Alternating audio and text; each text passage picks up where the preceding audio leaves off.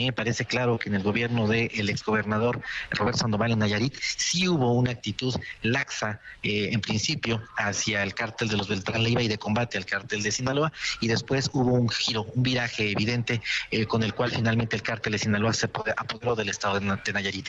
Y todas estas anécdotas que narra Beitia, el exfiscal, primero subprocurador y después exfiscal en Nayarit, coinciden justo con los hechos a los que hace mención.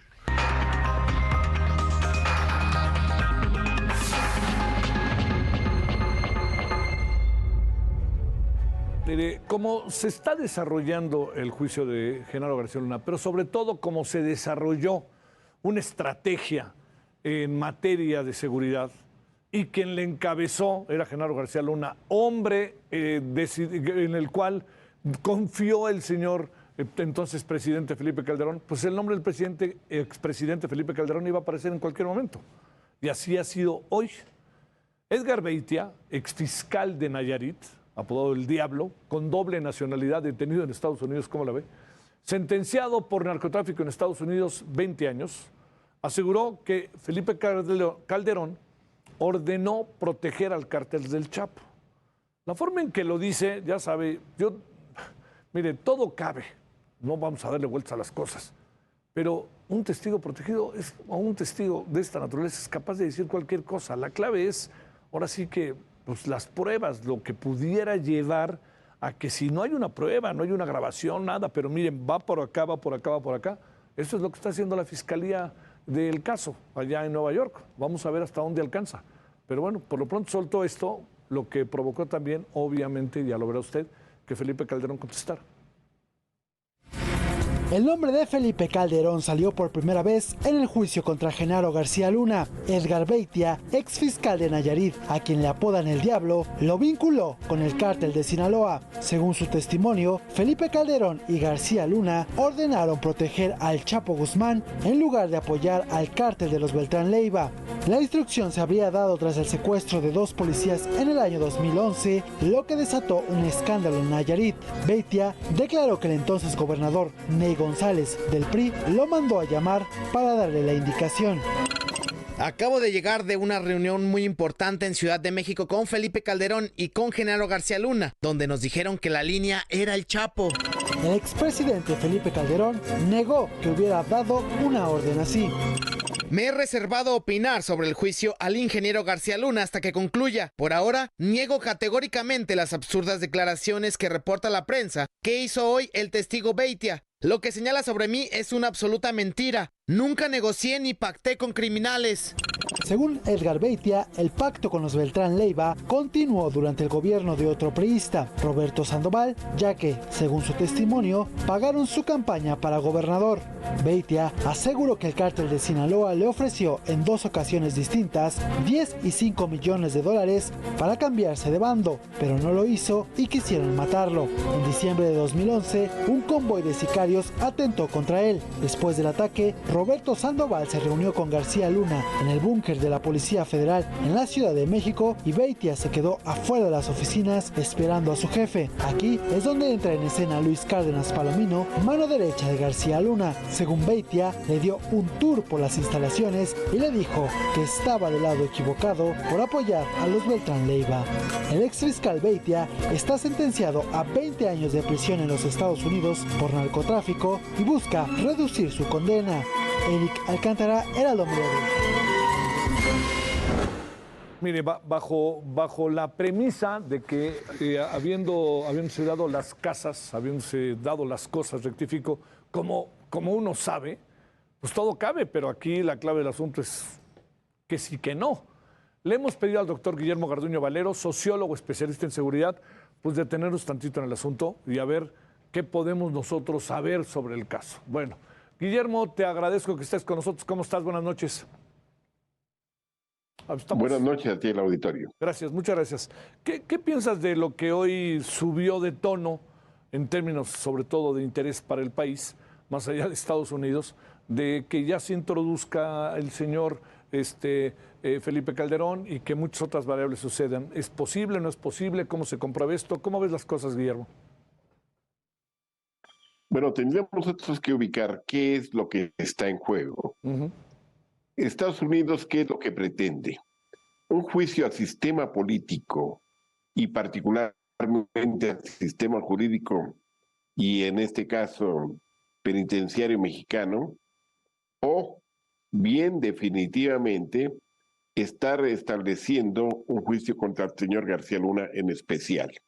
Tomemos en cuenta la continuidad que existe desde hace prácticamente 50 años, donde el problema del narcotráfico no solamente no ha disminuido, sino que se ha incrementado de una manera formidable al grado de llegar al momento actual en que es incontrolable. Ahora, ¿qué se conseguiría en este caso con el juicio de García Luna? Otro testigo protegido que sería el mismo caso de Beatty. ¿Y contra quiénes tendría que irse entonces? Se tendrían que ir necesariamente ya directamente contra los expresidentes. México está viviendo en este momento un proceso de transición porque estamos tan solo a 500 días de que el actual régimen termine y como consecuencia habrá nuevas reglas. Pero antes, indudablemente, va a haber también una serie de cambios extraordinariamente fuertes. El problema, por ejemplo, como lo está enfocando el régimen actualmente, es que en un intento de llegar y de traerlo a México, crearle una carpeta de investigación, pero Estados Unidos no creo que precisamente se vaya por en ese sentido. La segunda condición es que pone en entredicho todo el sistema, no solamente policíaco, sino de fiscalías que ha tenido el país de los últimos 50 años. Tendríamos que ver, por ejemplo, la enorme coincidencia que ha existido entre los procuradores y los lugares donde se han elegido los principales cárteles del país. Con José López Portillo tenemos a Óscar Flores Sánchez, el gobernador de Chihuahua, en el momento en que surge el primer gran cártel, que es el de Ciudad Juárez. Segundo, con Miguel de la Madrid tenemos el caso del de Guadalajara, que era en este caso, curiosamente, un jurista tan importante como Sergio García Ramírez, pero en el momento ahí también está el cártel de Guadalajara. Tenemos el proceso de la época de Salinas, primero a Álvarez del Castillo, el gobernador de Jalisco. Tenemos posteriormente a Ignacio Morales de Chuga, vinculado de alguna manera al surgimiento del cártel del Golfo. Sí. Tenemos el momento en que llega Jorge Carpizo y junto con Carpizo llega Mario Ruiz Macié de Guerrero con ese cártel. Y tenemos también el caso mismo de Colosio, que se produce particularmente durante ese periodo.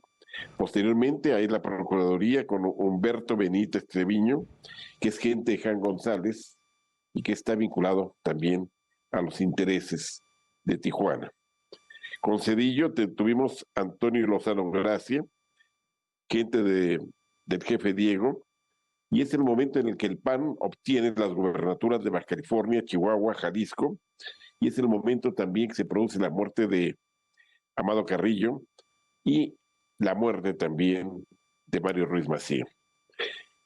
Vinculado también a la época de Vicente Fox, encontramos particularmente a Rafael Macedo de la Concha, un militar, procurador militar, y se produce también el caso de Gutiérrez Rebollo, vinculado al ejército. Luego, posteriormente, sigue el licenciado Cabeza de Vaca, de Guanajuato, próximo en este caso a Vicente Fox Quesada, en el momento en que ahí surge esta vinculación. Hay que observar también que en el periodo de Calderón estuvo Eduardo Medina Mora, un hombre que llegó incluso a la Suprema Corte de Justicia y que curiosamente coincide también, está en coincidencia con este mismo periodo. Todo esto no prueba nada, es lo que ocurre, pero sí establece una serie de curiosas coincidencias que habrá que seguir. El caso de Peña Nieto, pues está evidentemente el exgobernador de Hidalgo, Murillo Caram, actualmente en prisión. Entonces, qué vínculos existen, habría que contemplar entre las procuradurías, entre las direcciones, en este caso, de las diferentes policías dominantes en un periodo determinado y el momento en el cual se produce, por ejemplo, el desarrollo de un cártel o la caída del mismo. No olvidemos que con Vicente Fox, el primero que logra en los primeros días de Vicente Fox escapar es nada menos que el Chapo Guzmán. Lo capturan hasta el periodo, precisamente, de Peña Nieto y lo capturan la Marina, no el Ejército, no ninguna otra policía. Y curiosamente, el otro elemento que tendríamos que ubicar es que a Peña Nieto le corresponde mandarlo directamente a extraditarlo. Ahí se somete a juicio y ahora el régimen actual lo busca traer nuevamente a México. ¿Qué cosa está ocurriendo entonces? Al mismo tiempo se vincula ya todo con todo, y Estados Unidos, por ejemplo, establece también cargos con respecto, por ejemplo, al exsecretario de la Defensa en México para juzgar el pasado sexenio. Oye, Guillermo, ¿en qué crees que acaben las cosas con todos estos antecedentes que tan claramente mencionas? ¿Qué supones que acabará pasando? Porque, bueno, ya va a cerrar la inspección, como dice, ¿no? El martes que entra a la Fiscalía. Entonces estamos hablando de que en menos de, ¿qué será? Quizás un mes o hasta menos se va a definir el futuro de Genaro García Luna. Y hoy apareció el nombre de Calderón con fuerza, a pesar de lo que se diga, de que no hubo pruebas concretas, materiales, pero tiene que hacer algo también la Fiscalía de aquí al martes, ¿no? La característica que estamos nosotros contemplando es que le están haciendo un juicio light. Y en un juicio light es en un juicio donde todo mundo puede llegar y opinar, pero no se buscan opiniones, se buscan precisamente pruebas bastante consolidadas. Y eso no se está viendo. Entonces, ¿con qué materia, en torno a qué lo van a juzgar? Y particularmente en función de la solidez del juicio, estará la posibilidad de la apelación que se puede en un momento determinado hacer. ¿En qué supones? ¿Que lo Y el sentenciarán? arreglo que ya se puede llegar. ¿Lo declararán culpable, supones? No necesariamente. Pueden declararlo sencillamente como una cuestión que da risa, ¿no? Pero lo que en una ocasión ocurrió con un ministerio público de Sinaloa, un tipo sencillamente que estaba en una ranchería y que en cierto momento llegó un campesino que dijo, a mí me quemaron la siembra, y el otro dijo, y me quemó la casa, y el Ministerio Público declaró empate. Uf. Una aberración que no puede existir, vaya. Sí. Pero así, esto está terminando finalmente en que mientras no se ponga al descubierto toda la organización, que mientras no se involucre a la clase política de manera directa, y no a la clase del pasado, sino a la del presente, pues yo creo que en el momento en que se llegue al presente, en ese momento se van a dar cuenta de que van a todos a quedar descobijados y pues tendrán que hacer alguna medida para garantizar la impunidad y hasta decir de perdón. Todo es posible. Sí. Guillermo, muchas gracias que estuviste con nosotros. Gracias, Guillermo, buenas noches. Lo mejor del mundo para todos. Gracias. Gracias, Guillermo.